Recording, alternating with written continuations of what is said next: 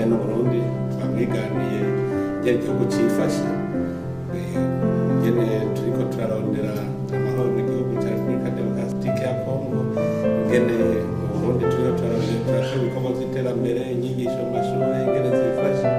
Hanyuma rero nawe icya mbere nuko yabanje adukeza yuko kuva amatora y'ibihumbi 2020 abaye igihugu cy'u Burundi kiriko kirakora neza cyane ku buryo badukeza mu bikorwa byose turiko turakora. Hanyuma agaca yemera yuko Ubufaransa buzoguma bushyigikira ndetse n'amakungu azoguma ashyigikira imigabo n'imigambi turiko turakorerako. Hanyuma rero tugiye kuri kimwe twavuganye ikibazo cya mbere, murazi ko je namashyira imbere yuko abenegihugu bategerezwa kuronka icyo bafungura. Uburimyi rero n'ubworozi twabishyize imbere cyane, kuko ishyirahamwe rya Buraya ryari risanzwe ryaremeye gufasha igihugu cy'u Burundi mu bijyanye n'uburimyi. None rero ubu tugize n'Imana dusanze bari mu biganiro by'uko ifumbire igiye kuva mu gihugu cya Ukraine n'Uburusiya bizosohoka, hama bakavuga turatuzana muri Afurika. Ati rero Burundi ko musanze itunganije by'uburimyi atafatiye ku byo ku maraporo yarose yumva Burundi rero buri mu bihugu bizoronka iyo mfashanyo ikomeye. Aremeza yuko agiye mbere bakoranye na FIDA yuko Burundi buzoronka iyo mfashanyo mu bijyanye n'uburimyi n'ubworozi. Mu bijyanye n'indero mu mashuri yavuze yuko agiye gukora ibishoboka byose kugira ngo abana b'igihugu baronke ibikwiye kugira ngo bige neza, ndetse n'abigisha baronke bakarihezwe ubwenge, hama haboneke n'ibikoresho cyane cyane nk'ibitabo mu mashuri bashobora gukoresha mu karere. Birazwi yuko Burundi buvugana n'Igifaransa mu bihugu by'umuryango wa Afurika y'Ubuseruko, kandi Igifaransa kikaba cyaremejwe nk'ururimi rukoreshwa. Naho nyene bemeye yuko bazofasha kugira ngo urwo rurimi rushobora gukoreshwa neza mu muryango w'ibihugu bya Afurika y'Ubuseruko. Rero muri make yemeje ko agiye gufasha Uburundi, kandi yuko ashima intambwe tugezeho. Avuga ati munyizere, akayabwira ati munyizere, twebwe tugiye gukorana namwe bimwe. Hanyuma rero turaja ku kibazo cy'amahoro mu karere, cyane cyane duca tuvuga igihugu cya Leta Iharanira Demokarasi ya Kongo. Aravuga ko nawe yamaze gufata ingingo yo gushyigikira umugambi w'amahoro muri Repubulika Iharanira Demokarasi ya Kongo. Aravuga ko ari ngombwa ko icyo gihugu kironka amahoro, kuko hatabonetse amahoro ya migwi y'iterabwoba ishobora guca ihaka indaro. Rero agashyigikira ingendo twafashe umugambi w'uko mu bihugu bya Afurika y'Ubuseruko gushyigikira amahoro, ndetse tugafasha n'ingene ujya mu M23 nawe nyene washyirwanisho hasi. Akaba aciye anezerwa ko hazoba inama kuri uwa 23 izobera Rwanda, aho tuzoshira hamwe twese turabira hamwe ibibazo ibibuzi kugira ngo amahoro muri Kongo aboneke. Mugabe igikuru nuko bose bavuga bati aba M23 nabo baza basubire aho bari imbere ya byose, kugira ngo abenegihugu basubire mu mihana iwabo. Rero yemeye yuko naho azoshigikira uwo mugambi. Baraca avuga yuko mu mwaka ugiye gutangura azotembera mu bihugu bya kariya karere, cyane cyane muri Afurika yo hagati, yuko rero ashobora no kuzoshika ni Burundi. Mugabe ikintu yemeye cyihuta nuko bunyene vuba imbere ya Noel hariho umugwi uzova mu Bufaransa uje kugira ngo ukorane n'umugwi w'u Burundi, dushire ku rupapuro. Navuga nti tugire inzira itomoye y'ingene tugiye gukorana muri ibyo byose twumvikanye, byaba iby'indero, byaba iby'uburimyi n'ubworozi, canke ibijanye n'itezwa ry'imbere ry'ururimi rw'Igifaransa.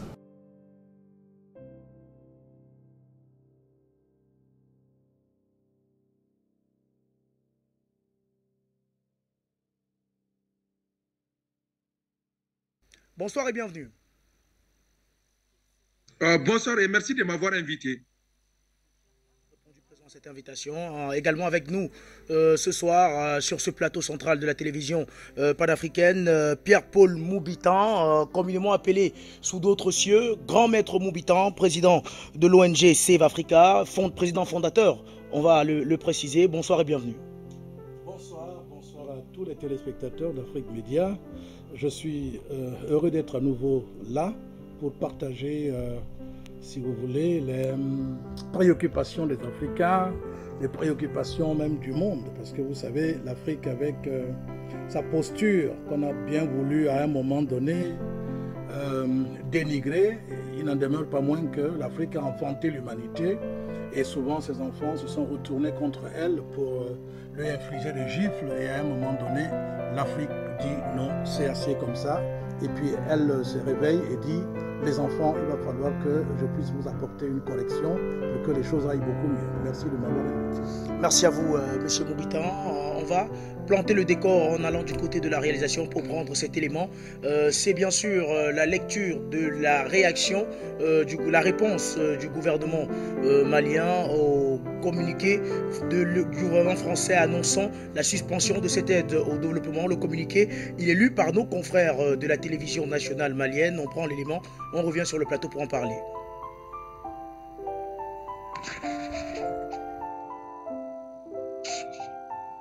Un communiqué du gouvernement. Bonsoir Ibrahim. Bonsoir Salimata Daou, communiqué numéro 42 du gouvernement de la transition. Le gouvernement de la transition a pris note de l'annonce faite par la France le 16 novembre 2022 des mesures suivantes. A. La suspension de son aide publique au développement à destination du Mali au motif fallacieux de la coopération militaire Mali-Russie et des risques de détournement de cette aide. B. L'octroi direct aux ONG françaises des fonds mis à disposition dans le cadre de l'action humanitaire de la France au Mali. Le gouvernement de la transition réaffirme que ces allégations fantaisistes sont sans aucun fondement et considère cette annonce de la junte française comme un non-événement. Le gouvernement de la transition rappelle que cette déclaration n'est qu'un subterfuge destiné à tromper et manipuler l'opinion publique nationale et internationale aux fins de déstabilisation et d'isolement du Mali. En effet, depuis février 2022, la France a notifié par voie diplomatique la suspension de sa coopération au développement en faveur du Mali. Le gouvernement de la transition rappelle que dans le cadre de la refondation de l'État, son Excellence le colonel Assimi Goïta, président de la transition, chef de l'État, a défini 3 principes, à savoir 1. Le respect de la souveraineté du Mali. 2. Le respect des choix de partenaires et des choix stratégiques opérés par le Mali. 3. La prise en compte des intérêts vitaux du peuple malien dans les décisions. En application de ces principes, cette décision de la France, prise depuis février 2022, ne suscite aucun regret, d'autant plus qu'elle contribue à la restauration de notre dignité, bafouée par une junte française spécialisée d'une part dans l'octroi d'aides déshumanisantes pour notre peuple et utilisée comme moyen de chantage des gouvernants, et d'autre part dans le soutien actif aux groupes armés terroristes opérant sur le territoire malien. En conséquence, le gouvernement de la transition décide d'interdire avec effet immédiat toutes les activités menées par les ONG opérant au Mali sur financement ou avec l'appui matériel ou technique de la France, y compris dans le domaine humanitaire. Le gouvernement de la transition invite le peuple malien à rester serein et à soutenir les autorités de la transition dans leur noble mission de refondation de l'État et de lutte implacable contre les groupes terroristes. Que Dieu bénisse le Mali et préserve les Maliens. Bamako, le 21 novembre 2022, le ministre de l'administration territoriale et de la décentralisation, porte-parole du gouvernement, Premier ministre par intérim, colonel Abdoulaye Maïga. Réalisation pour cet élément. On va revenir sur le plateau avec vous. On va se passer des messieurs. Je vais préférer vous appeler Grand Maître Moubitan, comme cela a l'habitude d'être fait sur d'autres cieux, je le disais. Grand Maître Moubitan, première réaction à la suite de la lecture du communiqué des autorités maliennes. Alors, ma première réaction, c'est de convenir que c'est comme si c'est moi-même qui ai écrit cela. C'est-à-dire que au fur et à mesure que j'écoutais, ou que j'ai lu même avant de venir là, au fur et à mesure qu'on a relu ce communiqué, Mais c'est comme si c'est moi qui l'ai écrit. Vous êtes reconnu dans les mots, dans le ton et dans la totalité. Je ne sais pas quelle est cette symbiose qu'il y a entre les autorités maliennes qui ont écrit cela, mais je me sens totalement en accord avec. D'autant plus que j'ai toujours estimé depuis ma tendre jeunesse que la roublardise avec laquelle la France en particulier a cru endormir les Africains en parlant d'aide au développement. Mais la France n'a jamais aidé l'Afrique. Jamais, ça c'est clair. On peut le démontrer à tout moment de notre existence. Ça c'est d'abord un premier point. C'est pour cela que je jubilais tout à l'heure quand j'entendais le mot non-événement. Parce qu'en réalité, ce n'est pas un événement. Si au moins la France aidait l'Afrique, et en particulier le Mali, on aurait pu dire que c'est un événement. Mais je ne comprends pas. J'ai souvent l'impression que les Africains maîtrisent même mieux la langue française même que les Français. Parce que, j'ai dit, le mot juste, quand, qui correspond à chaque événement, c'est un non-événement. Alors, à partir de ce point-là, nous pouvons dire avec une aisance que cela n'a que trop duré. Mais non seulement le Mali, nous demandons, à la limite même nous exigeons, pour utiliser parfois une terminologie dure en diplomatie, nous exigeons que tous les pays francophones fassent la même chose. Mais c'est ça qu'il faut actuellement. Comment pourrions-nous parler de souveraineté, d'indépendance totale de l'Afrique, de l'épanouissement des Africains, si on ne met pas totalement de côté cette question d'aide? C'est du mensonge. La France est une prédatrice. Une prédatrice n'aide pas.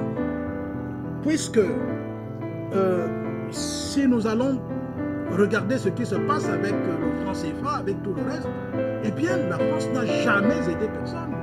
Alors du coup, comme c'est une question qui concerne la société civile, moi je me sens davantage à l'aise là-dedans.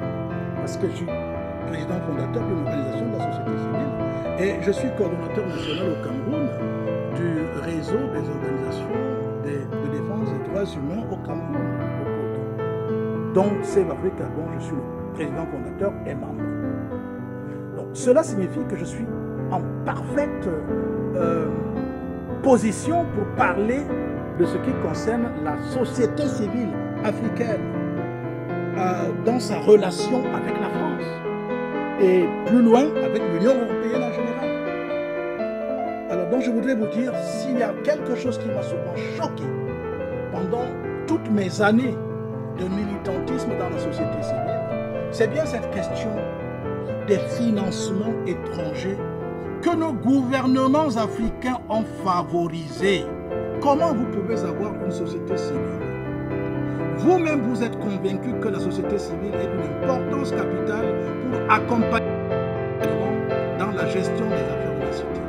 Mais vous laissez que les organismes étrangers, les ONG internationales, que les gouvernements étrangers financent directement les ONG en Afrique. Mais c'était une erreur incroyable. J'espère que c'était une erreur. Parce que tu ne peux pas être en même temps indépendant. Parce que la main qui demande... Généralement, la main qui donne, c'est celle qui ordonne. Mais bien sûr. Alors, quand vous demandez, votre main est en bas, celui qui vous donne sa main est en haut. Cela veut dire que rien que par ce symbole, on voit bien que vous vous avouez pauvre, vous vous avouez limité, vous vous avouez incapable, vous vous avouez c'est-à-dire que inapte à pouvoir mener une réflexion pour tutoyer les autres. C'est ça que ça veut dire. Et donc, du coup, sur cette base-là, il n'y a pas de raison que cela continue en Afrique. Moi, je suis totalement opposé au financement de quelques pays que ce soit. Je dis même la Russie dont on parle aujourd'hui là.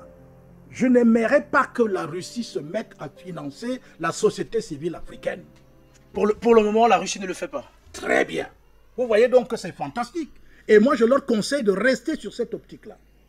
Donc, vous voyez que lorsqu'on parle d'aide, ce qui n'est pas d'ailleurs juste, et que par la suite on dit, nous allons supprimer l'aide au développement. Mais vous avez aidé qui dans son développement, messieurs les Français? Qu'avez-vous fait? Le pays que je connais le mieux, c'est le Cameroun. Vous avez fait quoi au Cameroun?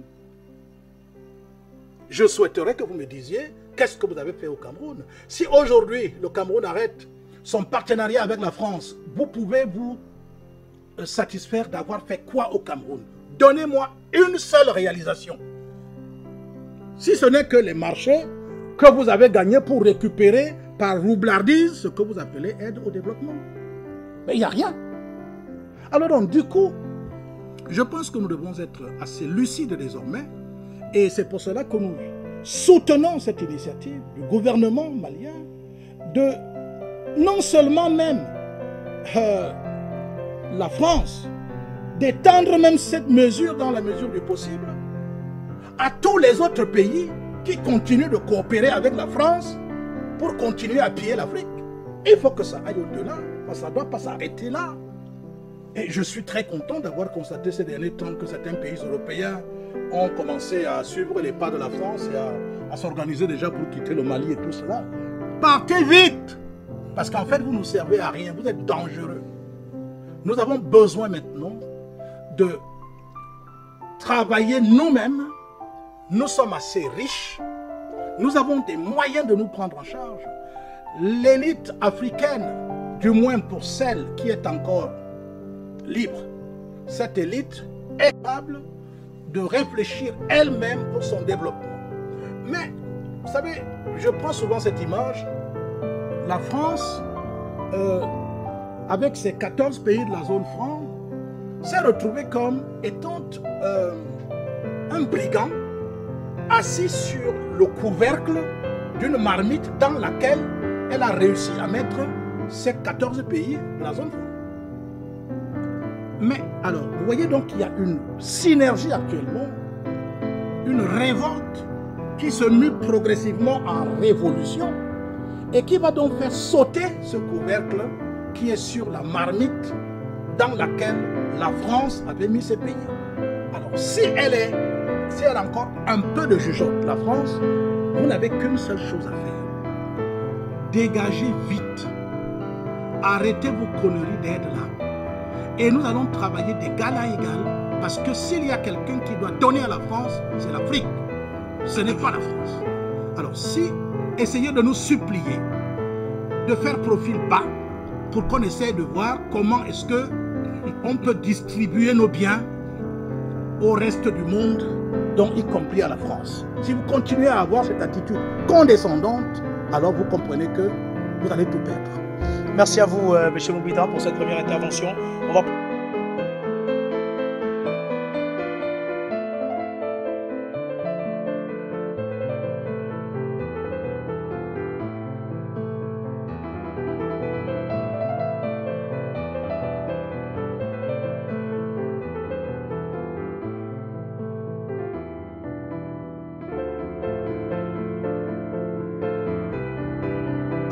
Vous tentez justement la perche avec cette préparation de coup d'État. On va tout d'abord marquer une halte pour aller du côté de la réalisation, prendre l'élément que nous vous proposions de diffuser dans cette émission.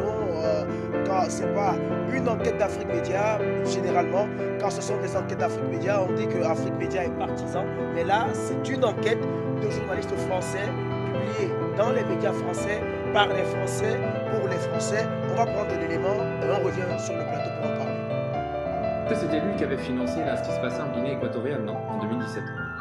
Oui, c'était lui avec... Première fois, Norbert Gazier insiste pour que la rébellion centrafricaine se fédère autour d'un leader unique avant de fondre sur la capitale, Bangui.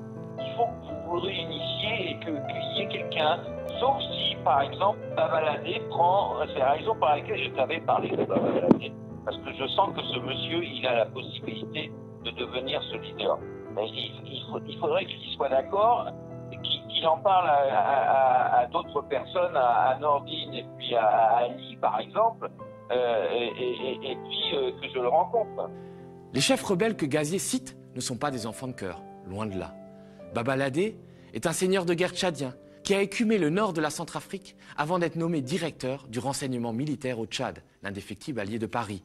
Également cité par Gazier, Noureddin Adam et Ali Darassa se sont distingués par leurs nombreux crimes de masse qui ont plongé la Centrafrique dans une atroce guerre confessionnelle dont elle a failli ne pas se relever. Sous sanction des Nations Unies, les deux chefs rebelles s'entendent pourtant comme larrons en foire avec Paris, qui les soutient, ou tout du moins les tolère depuis une bonne dizaine d'années. En témoigne ce rapport de l'ONG américaine The Sentry. Plusieurs témoins et sources disposant d'informations de premier plan ont indiqué à The Sentry qu'à partir de septembre 2014, plusieurs rencontres ont eu lieu entre Ali Darassa et des officiers de l'armée française de l'opération Sangaris. Selon ces mêmes sources, les discussions visaient à sécuriser les intérêts français en Centrafrique en échange d'un soutien politique, logistique et militaire aux milices armées issues de la Séléka. Pour contrecarrer la présence russe en Centrafrique, la France serait-elle prête à s'allier avec le diable, avec des rebelles qui n'aiment rien tant que l'argent et le sang? Nos services utiliseraient-ils de discrets émissaires comme Norbert Gazier? Quoi qu'il en soit, Gazier semble avoir une idée très précise de ce qu'il faut faire pour déstabiliser le régime centrafricain. Et Nordine, plus de nouvelles? Nordine, il est là, non? Il est là. Il est là. Moi, j'ai dit à quelqu'un de proche de Nordine, j'ai parlé avec lui, et Nordine est parti du côté du Soudan. Il n'est pas encore revenu à cause de la pluie. Parce que là, faut vraiment vous réunifier là. Parce que tu as vu que les gens de Wagner, il y en a beaucoup qui sont repartis en Russie là, à cause de la guerre en Ukraine. Donc il y a beaucoup moins de gens de Wagner en ce moment qui protègent le président. Hein. Oui, c'est vrai. Maintenant, ils ne sont pas beaucoup.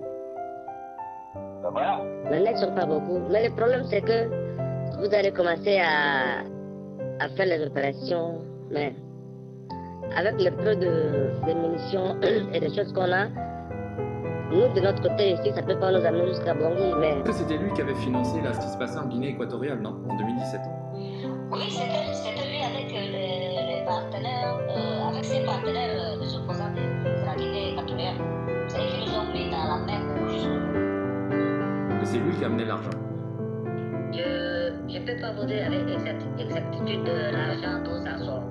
Mais la personne qui nous amène, c'est Javi et c'est Gazier. Oui, mais si c'est débit ou que ça sort en France, mais en tout cas ça sort de l'Europe. Ça sort de l'Europe. Mais après l'échec du putsch en Guinée équatoriale, Gazier passe étrangement entre les mailles du filet. Il continue à couler des jours heureux entre la France et le Cameroun. Il cherche même à remettre sur pied la fine équipe de Barbouze en assurant avoir appris des erreurs du passé et en cherchant surtout de l'argent frais. Mais je te dis que moi je veux pas que vous soyez dans les mêmes conditions que la dernière fois parce que c'était trop pénible pour vous.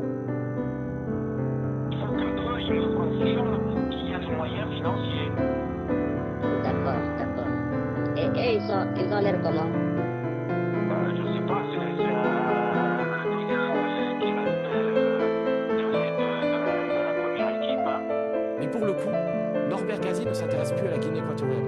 Il a jeté son dévolu sur un autre pays d'Afrique centrale, béni des dieux mais détruit par les hommes, la République centrafricaine. Cet État failli sort péniblement de 10 années de guerre civile. Il est aussi le théâtre d'une guerre froide entre la France et la Russie. L'influence hexagonale y a considérablement décliné depuis qu'en 2017, les sanguinaires mercenaires de Poutine ont débarqué dans cette ancienne chasse gardée française et pactisé avec le président Faustin Archange Touadéra.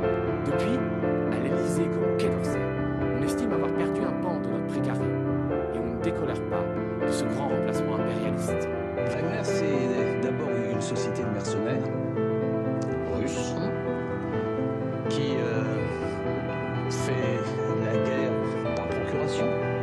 Pour le compte de la Russie? Pour le compte de la Russie. Il n'y a pas de doute là-dessus.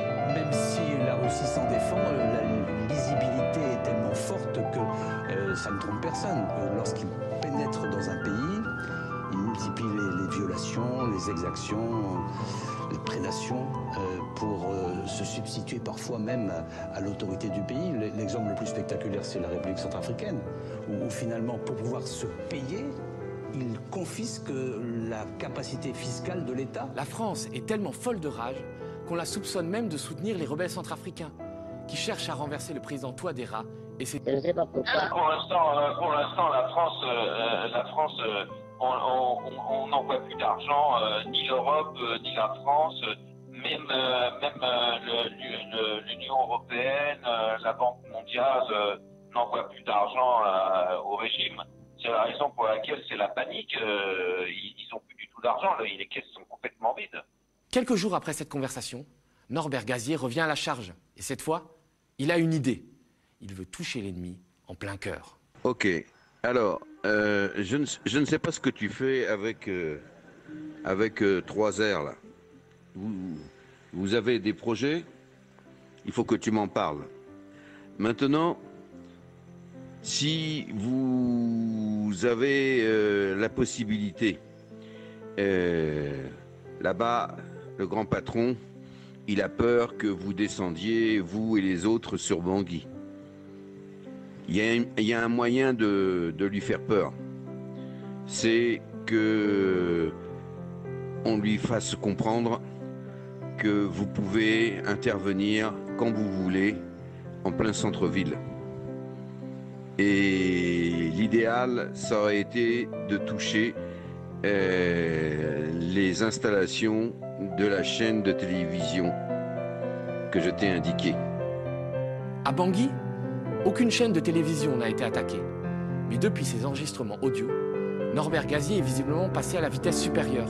Il semble avoir obtenu des financements pour sa folle équipée. De qui? Mystère et boule de gomme. Il n'en reste pas moins que ces dernières semaines, le Français a envoyé plusieurs mandats Western Union à des commandants rebelles, en exigeant d'eux un plan d'attaque sur Bangui. Et, coïncidence troublante, le 26 septembre dernier, le journaliste spécialisé sur l'Afrique centrale, Christophe Rigaud, annonçait dans un tweet que Noureddin Adam, vous vous souvenez, ce seigneur de guerre recherché par la CPI et qui a longtemps été dans les bonnes grâces de Paris, eh bien ce Noureddin Adam s'apprête, je cite, à marcher sur Bangui après avoir pu fédérer de nombreux groupes armés. Une très bonne nouvelle pour Gazier et ses mystérieux mécènes. Leur plan serait-il en train de se réaliser ?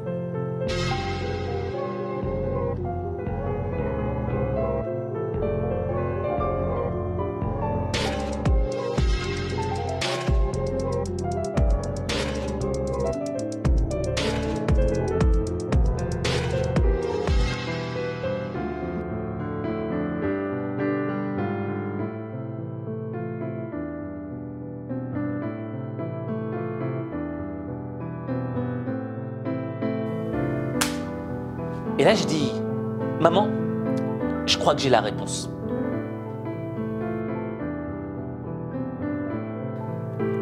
Homo sapiens.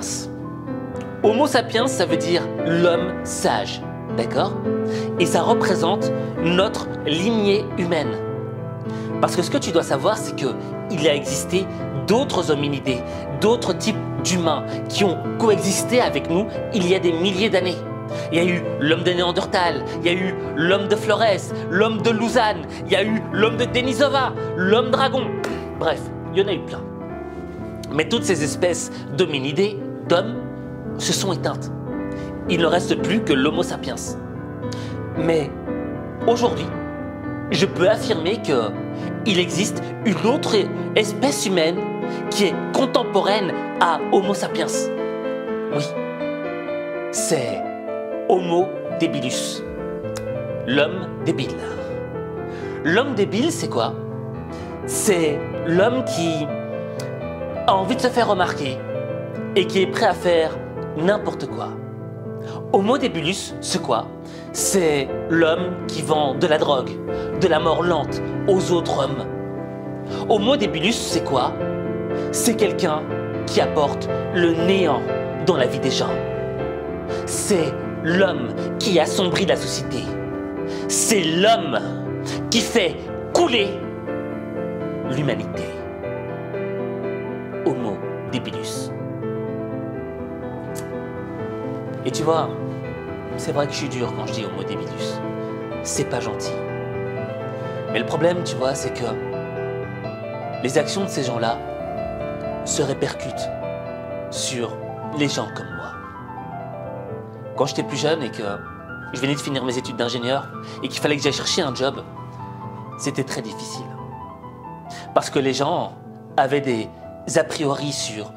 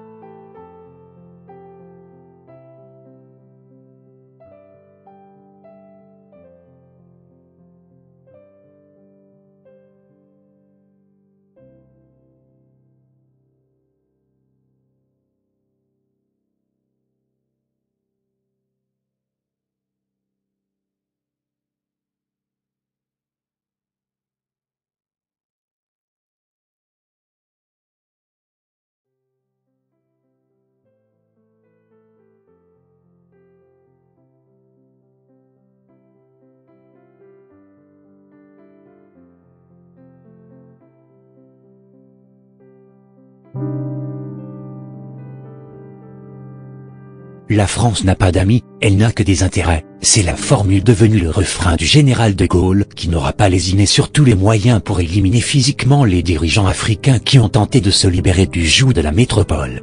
Salut à toutes et à tous, bienvenue sur notre chaîne 229 Média Info. Si vous aimez les contenus que nous faisons, n'oubliez pas de les liker et les partager avec vos proches, puis abonnez-vous en activant la cloche de notification pour ne plus rater aucune de nos vidéos.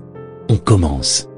Depuis 1963, 23 présidents africains ont été assassinés avec la complicité des services secrets français, qui ont fomenté des coups d'État en Afrique en se servant des valets et traîtres nègres. Les crimes commis par les dirigeants français sont bien connus et consignés dans des livres écrits par des historiens, chercheurs, et les documentaires réalisés par des journalistes courageux. C'est pour dire clairement que nous n'avons rien inventé dans cette vidéo, des secrets de Polichinelle que nous essayons de partager avec vous. Numéro 1, Sylvanus Olympio, né le 6 septembre 1902 et assassiné le 13 janvier 1963 à Lomé, est un homme politique togolais, premier président de la République togolaise d'avril 1958 au 13 janvier 1963, date de son assassinat devant l'ambassade américaine de Lomé lors du coup d'État de 1963 fomenté par Gnassingbé Bey Adema. Numéro 2, Major Général Johnson Thomas Aguiyi, Ironsi, né le 3 mars 1924, est mort le 29 juillet 1966 à La Lupon, dans l'état d'Oyor, est un homme d'État nigérian. Il a dirigé le Nigeria du 16 janvier 1966 jusqu'à ce qu'il soit renversé et assassiné par des rebelles le 29 juillet 1966. Numéro 3. Abdirachid Ali Shermark, né le 16 octobre 1919 et mort le 15 octobre 1969, est un homme politique somalien. Numéro 4. Cheikh Abed Amani Karum, 4 août 1905, 7 avril 1972 a été le premier président de la République de Zanzibar. Karum a été assassiné le 7 avril 1972 à Zanzibar. Il a été Premier ministre du 12 juillet 1960 au 14 juin 1964, et préside la République à partir du 10 juin 1967 jusqu'à son assassinat. Alors en visite officielle dans la ville de Lahanod, il est abattu par un de ses propres gardes du corps. Numéro 5. Richard Hatsimandrava, né le 21 mars 1931 à Tananarive, et mort le 11 février 1975 dans la même ville, est un militaire et homme d'État malgache. Il est chef d'État de la République de Madagascar pendant 6 jours du 5 au 11 février 1975, date de son assassinat. Numéro 6. François Tompalbaye, Dingarta, Tompalbaye, né le 15 juin 1918 à Bessada, près de Koumra, et assassiné lors d'un coup d'État le 13 avril 1975 à N'Djamena, est un homme d'État tchadien. En 1972, il rompt avec la France et avec Israël. Il renoue les relations avec le Soudan et avec la Libye, pour qu'il cesse alors d'aider le Frolina. Dans le même temps, il se tourne vers les États-Unis dans le cadre de la recherche pétrolière au Tchad. Le 13 avril 1975, plusieurs unités de la gendarmerie de N'Tchana, agissant sous la direction initiale de jeunes officiers, fomentent un coup d'État. François Tompalbaye est assassiné dans des circonstances obscures. Numéro 7. Le général Murtala Rama Mohamed, né le 8 novembre 1938 à Kano et mort le 13 février 1976, est un homme d'État nigérian. Il a été chef du gouvernement militaire fédéral du Nigeria du 29 juillet 1975 à son assassinat. Numéro 8. Marien Ngouabi est un officier et homme d'État congolais né le 31 décembre 1938 à Mbélé et mort le 18 mars 1977 à Brazzaville. Il a été président de la République du Congo, puis de la République populaire du Congo du 31 décembre 1968 à sa mort. Numéro 9. Tafari Binti, né en octobre 1921 et mort le 3 février 1977, est un homme d'État éthiopien. Du 28 novembre 1974 au 3 février 1977. Le 3 février 1977, Tafari Binti est assassiné. Mengistu lui succède comme chef de l'État éthiopien. Numéro 10. Ali Swali Mtsashiva est un homme politique et ancien président de l'État comorien. Né à Majinga à Madagascar, il a été assassiné le 13 mai 1978. Ali Swali est considéré aujourd'hui par beaucoup de Comoriens comme un homme d'État intègre qui portait en lui une vision d'avenir. Il reste le seul président comorien qui a voulu un vrai changement malgré l'incompétence des jeunes comités villageois. Numéro 11. Anouar El-Sadat, né le 25 décembre 1918 et assassiné le 6 octobre 1981, est un homme d'État égyptien. L'assassinat d'Anouar El-Sadat, président de la République arabe d'Égypte, a eu lieu le 6 octobre 1981 au Caire. Anouar El-Sadat a été assassiné lors du défilé annuel de la victoire tenu dans la capitale de l'Égypte. Numéro 12. William Richard Tolbert, 13 mai 1913, 12 avril 1980, était un homme politique libérien, président de la République du Libéria de 1971 à sa mort en 1980. Pasteur baptiste, il a été président de l'Alliance baptiste mondiale de 1965 à 1970. Numéro 13.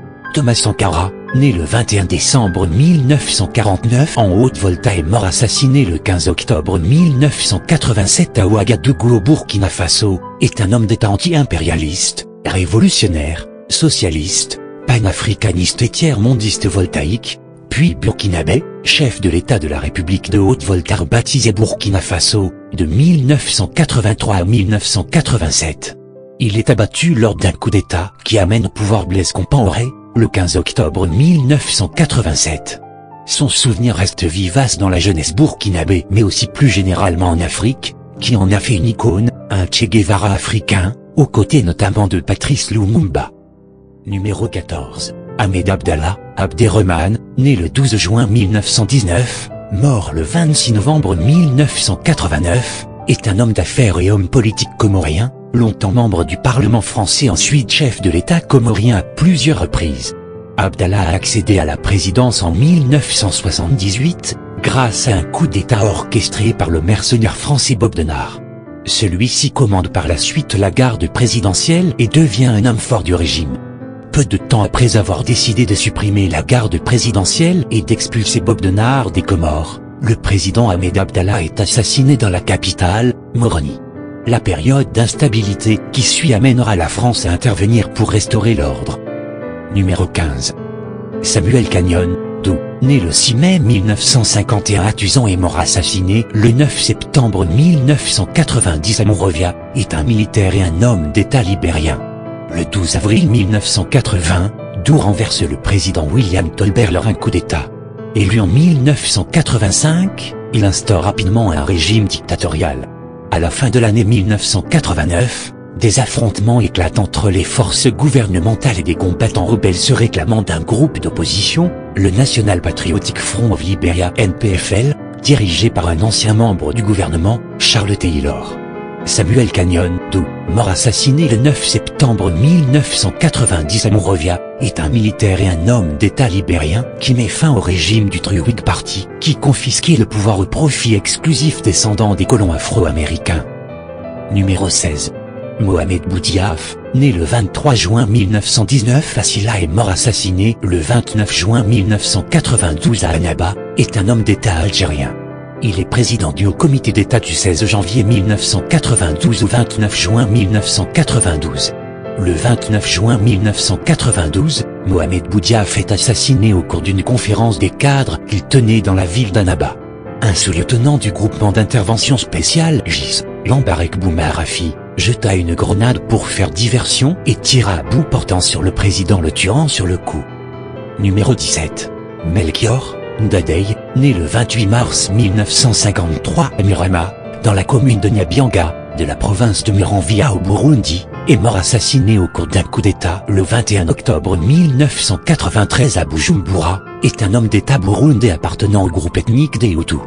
Premier président démocratiquement élu au Burundi, investi le 10 juillet 1993, il fut assassiné après 102 jours de pouvoir. Numéro 18. Cyprien Ntaryamira, né le 6 mars 1955, au Burundi, est mort assassiné le 6 avril 1994 à Kigali, au Rwanda, est un homme d'État burundais, président de la République du Burundi pendant tout juste 2 mois, du 5 février au 6 avril 1994. Numéro 19.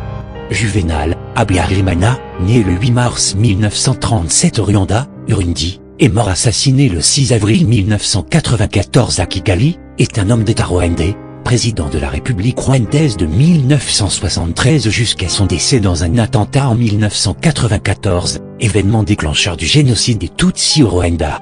Dans la soirée du 6 avril 1994, vers 20h30, le président Habyarimana, le président du Burundi Cyprien Ntaryamira, ainsi que plusieurs responsables du Rwanda et du Burundi, sont tués à bord de l'avion 14 qui les ramène de Tanzanie, où ils avaient participé à un sommet consacré aux crises burundaises et rwandaises. Numéro 20. Le général Ibrahim Baré, Maïna Sarra, qui signifie le victorieux, en langue Hausa, né le 9 mai 1949 à Maradi, Afrique occidentale française, et mort le 9 avril 1999 à Niamey, est un militaire de carrière nigérien, président de la République de 1996 à 1999. Numéro 21. Laurent Désiré Kabila, né le 27 novembre 1939 à Jadotville, et mort le 16 janvier 2001 à Kinshasa, est un homme d'État congolais. Il est président de la République démocratique du Congo de mai 1997 jusqu'à son assassinat en janvier 2001.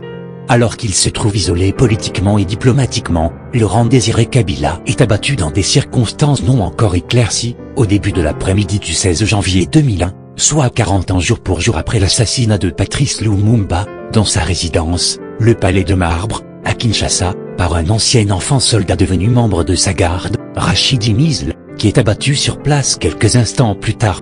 Numéro 22. Le général João Bernardo, est un officier et un homme d'État bisso-guinéen, d'ethnie Papel, né le 27 avril 1939, chef du gouvernement 1978 à 1980, chef de l'État 1980 à 1994, puis président de la République 1994 à 1999, il occupe de nouveau la présidence entre 2005 et 2009. Le président bisso-guinéen João Bernardo Vieira a été tué par des militaires, après un attentat à la bombe qui a coûté dimanche soir la vie au chef d'état-major de l'armée. Numéro 23. Muammar Kadhafi, né vers 1942 à Kasra Bouadi, Libye italienne, et mort le 20 octobre 2011 dans les environs de Sirte, Libye, est un militaire et homme d'État libyen. La mort de Muammar Kadhafi, guide de la révolution de la Jamaïria arabe libyenne et dirigeant de la Libye de 1969 à 2011, est survenue à Sirte le 20 octobre 2011, 2 mois après la prise de pouvoir par le Conseil national de transition, CNT. Les circonstances exactes dans lesquelles il a été capturé, désarmé, torturé puis tué par des soldats du CNT restent confuses. C'est tout pour aujourd'hui. Si vous avez aimé les contenus que nous faisons, n'oubliez pas de les partager avec vos proches.